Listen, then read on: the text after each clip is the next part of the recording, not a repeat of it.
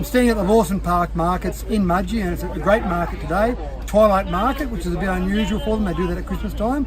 And I'm just having a talk to Carolyn. And one of the topics that came up, Carolyn, you talked about the stadia, the 2 stadia in Sydney they're spending $1.5 billion on. So what are your thoughts around that?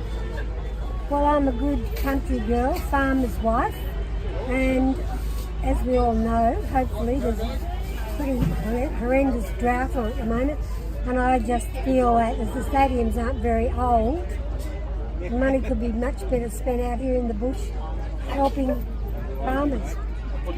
Yeah, and infrastructure in infrastructure in general, yeah. in the bush, and I think it's a bit presumptuous of the current government to go ahead with it with the election so close, and a lot of people aren't very happy about that. But yeah.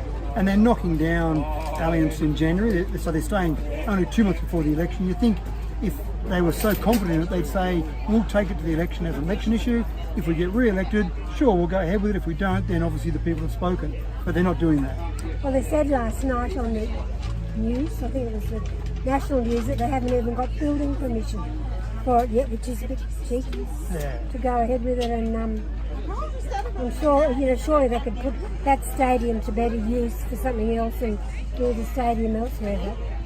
Now, I'm not sure if you saw recently, it was in October, a report came out from the government that said back in 2011 they had a Restart New South Wales program that had tens of billions of dollars, and 30% of that money was going to come to regional New South Wales. When they did the last report, they showed not even 18% had come to regional New South Wales, and to me, the stadia that we're talking about is another example of that. Well, that's exactly right. It's the old iron curtain, isn't it? When you live out in the bush, you're the forgotten people, so to speak, sadly, but we all know we aren't. I'm trying to make sure we aren't the forgotten people. That's certainly one of my particular focal points, is to make sure that we aren't forgotten about out here. Well, the thing is, we've got the power of the vote, but we haven't got enough votes, sadly, have we? Well, hopefully there's enough votes to get me in there, and that's certainly one of the things.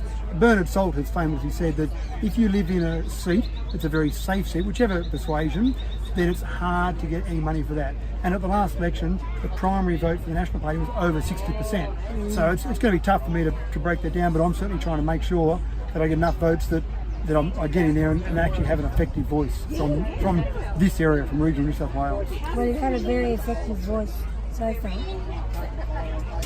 Everyone knows your name. That's good. Yeah. Anyway, it's great to see you here at Lawson Park Market. And you too, welcome to Mudgee. Yeah, thank you. And good luck to the election. Right, thanks, Carolyn. Good to see you.